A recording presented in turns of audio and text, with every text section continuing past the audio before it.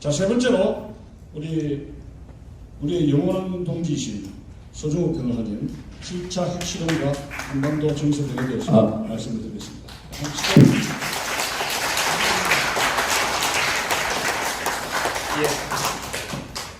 그 발제문은 이제 그 책에 있습니다.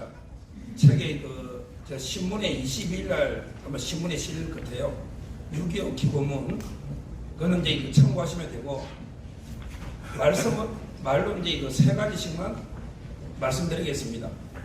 첫째, 이제 6.25에 대해서 세 가지만 말씀드리면, 첫째는 이제 그 6.25를 잊으면 제2의 6.25가 난다. 6.25를 우리가 잊으면 안 된다. 6.25를 잊으면 다시 제2의 6.25가 터질 수 있다. 이게 첫째 문제고, 그 다음에 두 번째는 6.25를 잊은 사람보다 오히려 잘못 알고 왜곡하는 자가 더 나쁜 놈이다.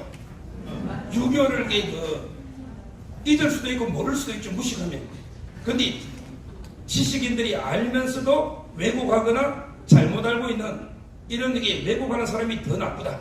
이게 두 번째 주장이고, 그 다음에 세 번째, 6.25 때 목숨 바친 순국 선열은 최소한 민주화 투사들보다는 더 예우받아야 된다.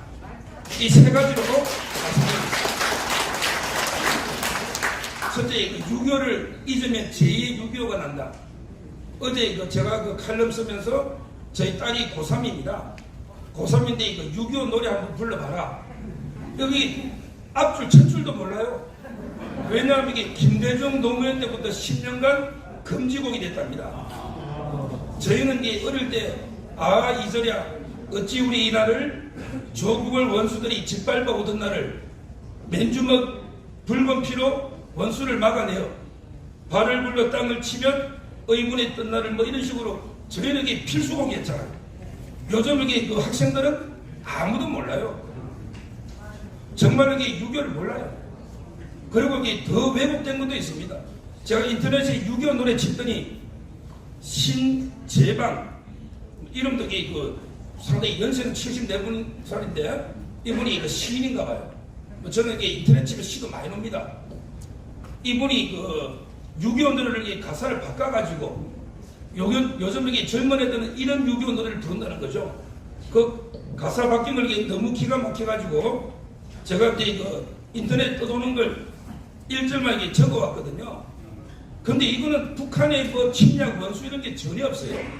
이 심재방 이 사람이 김대중을 위해서 옛날에 추모시 별이 대신 님이 시어 김대중 추모하는 이런 시로 쓰는 아주 좌파 시인이 심재방인데 이분이 6.25 노래 가사를 바꿔서 지금 퍼뜨리고 있습니다. 거기에 1절에 보면 이절이야 어찌 우리 그날을 요거는 똑같아요. 근데 그 다음부터는 아주 객관적으로 이절이야 어찌 우리 그날을 조국의 산하가 두동강 나던 날을 동포의 가슴에다 총칼을 들이대어 핏물 강이 되고 죽음 산이 된 날을 이게 누가 잘못했다는 게 없잖아요. 북한의 침략이나 원수 이게 없어요. 그런데 이게 객관적으로 서로 총을 대면서 싸우고 있다. 이런 게 십니다. 그럼 이게 북한하고 우리가 똑같이 잘못이거나 동포들의 불행한 내전처럼 이거밖에 안 되는 거 아닙니까? 요즘 이게 젊은 애들이 이걸 보고 배우고 있어요. 이래서 이게 어떻게 제2의 6.25를 막겠습니까? 저는 정교조부터 정말 심각하다. 이런 식으로 6.25가 잊혀지면 제2의 6.25가 날 수밖에 없는 이런 상황이기 때문에 어떻게든 저희가 6.25를 기회하도록 막아야 된다. 이게 첫째 주장입니다. 그 다음에 두 번째 왜곡 문제. 대표적으로 문재인이나 이재명, 저는 우리 허 장군님은 박헌영이가 제일 나쁘다 하지만 그 사람에게 당연히 나쁘죠. 근데 지금 왜곡하고 있는 문재인이나 이재명이나 이게 더 나쁜 사람들이에요. 지금 이 사람들 주장은 북한 주장과 똑같습니다. 제가 이제 발제문에 있지만 북한의 사전 있잖아요. 조선 대백과 사전이 6.25에 대해서 써난 대로 주장합니다. 조선 대백과사들이 유교는 뭐라 돼 있냐? 미제국주의를 우두머리로 하는 외래 침략자들과 이승만 괴뢰 도당의 무력 침공을 반대해서 진행한 정의의 전쟁. 이게 북한 주장이에요. 북한의 미제국주의자들, 그 다음에 이승만 괴뢰 도당이 북진 쳐들어와가지고 방어전쟁으로 이게 정의 전쟁이다. 이게 북한 주장인데 문재인이나 이재명 등이 잘 보십시오. 제가 이게 교묘하게 뭐 그렇게는 노골적으로 그렇게 주장 안 하죠. 그러기 전체적으로 제가 문재인 6.25 기념사 몇 번 읽어봤어요. 한 번도 이 북한의 침략, 북한의 소행이라는 말이 빠져 있습니다. 그 마음은 이게 완전히 북한과 똑같은 이런 이게 생각을 가지고 있는 거예요. 이런 식으로 이게 저는 왜곡하는, 차라리 이게 뭐 무식해서 모르거나 잊어버리면 다행이죠. 자기만 모르니까. 근데 이런 식으로 오히려 왜곡해서 계속 퍼뜨리는 이런 자들이 더 나쁘다. 이게 두 번째 제 생각입니다.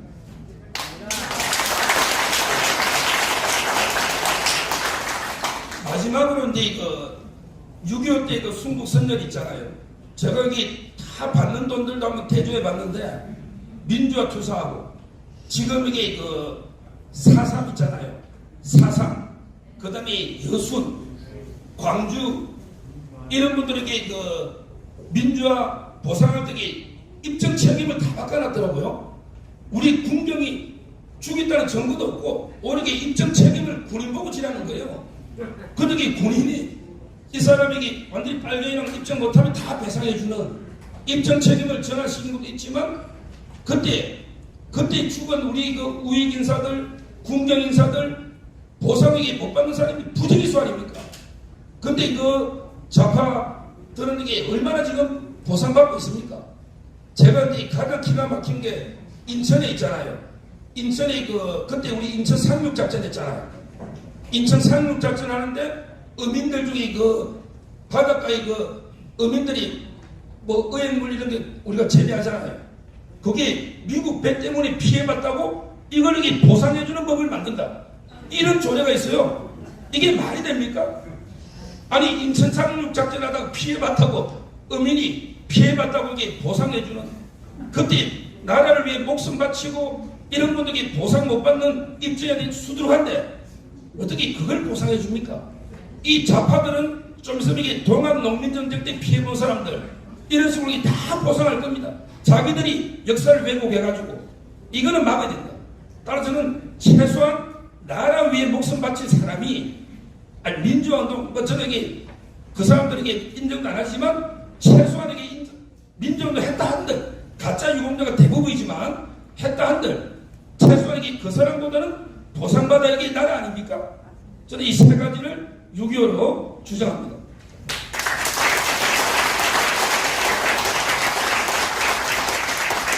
그러면 핵 문제도 뭐 잠깐 제 생각을 제가 여기 전문가는 아니고 저는 상식적인 선에서 세 가지만 그냥 질문만 의문만 제가 던져보겠습니다. 뭐 제가 전문가는 아니니까 제가 요즘 이게 보는 게 과연 이게 우크라이나 있잖아요. 우크라이나가 옛날에 1800개의 핵이 있었거든요. 근데 부다페스트 협정으로 그때 돈 한 1억 달러 돈 받고 핵을 이렇게 다 넘겨줬잖아요. 3대 핵 보유국이 있습니다. 우크라이나가.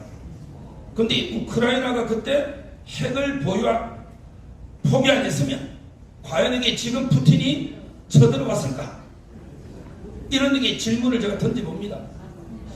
저는 그렇게 생각해요. 지금 그때 미국 러시아가 너그 안전 내가 지켜줄게, 너그 핵 포기해라. 근데 안전이 종이 위에 협정으로 안전이 보장됩니까? 강력한 힘이 없이 보장됩니까? 옛날에 헨리 키신저가 뭐랬냐면 헨리 키신저는 핵무기를 가지는 것은 주위의 모든 나라와 불가침 조약을 맺는 것과 같다. 왜냐하면 핵이 있으면 불가침 조약 못 쳐들어오니까. 핵으로 반격하면. 이게 헨리 키신저 주장입니다. 과연 이게 종이 위에 협정 잉크로 야 우리 불가침 조약하자. 역사를 보면 가장 전쟁이 많이 난 게 불가침 조약을 맺은 나라들끼리. 옛날에 독소 불가침 조약 다 했지만 다 전쟁 났잖아요. 따라서 저는 제 첫 번째 의문은 우크라이나가 핵이 있으면 못 쳐들어왔을까? 그렇다면 저는 우리나라도 궁극적으로는 박정희 대통령처럼 궁극적으로는 핵 개발이 좀 필요한 게 아닌가? 이런 첫째 생각이 들고요. 그 다음에 두 번째 제가 가지는 항상 의문이 지금 북한이 핵만 있습니까? ICBM, SRBM, 잠수함 전부 다 운반 기술이 있잖아요.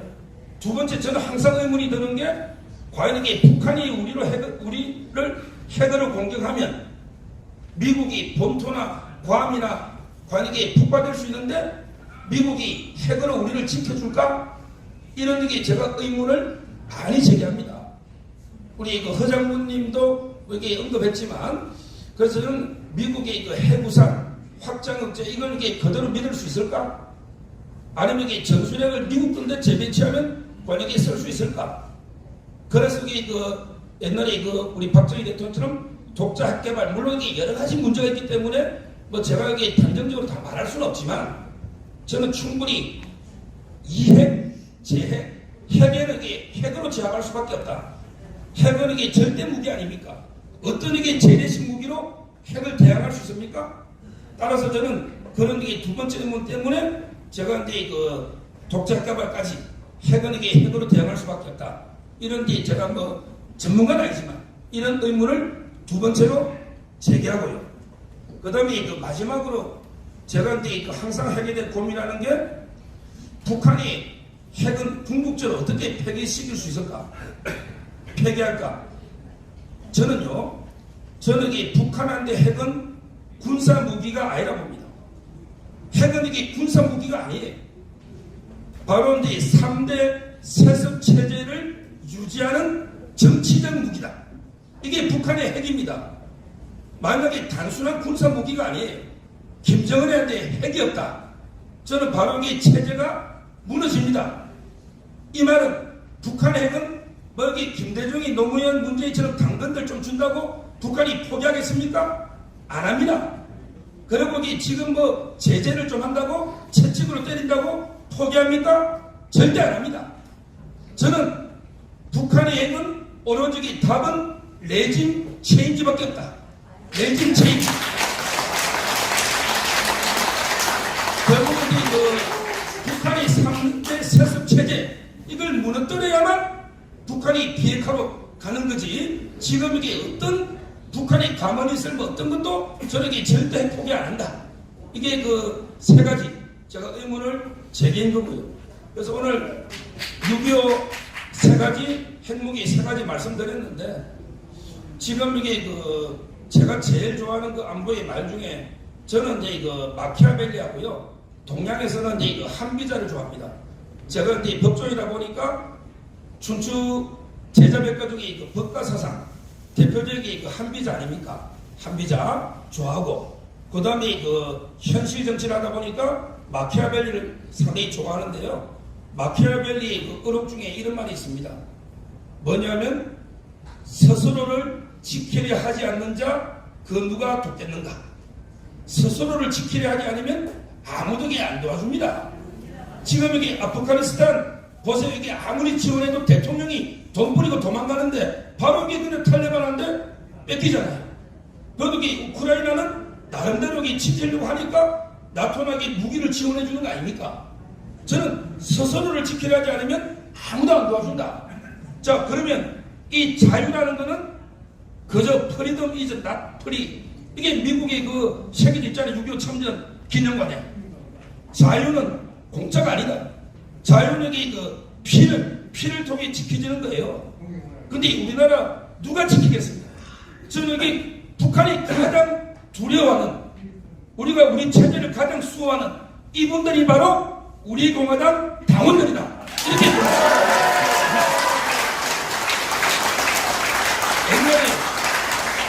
옛날에 우스갯소리로 북한이 향토 예비군 중에 우리 민방위 예비군 있잖아요. 사람들 두려워한다. 또 이렇게 중위생을 두려워한다. 이 전부 농담이 있지만 그건 농담이고 진짜게 북한이 두려워하는 것은 우리 공화당의 당원들처럼 철저히 자유민주 체제 신념 맥락에서 행동하는 이런 게 우리 국민들, 이분들이 바로 김정은이 가장 두려워하는 이런 게 존재다.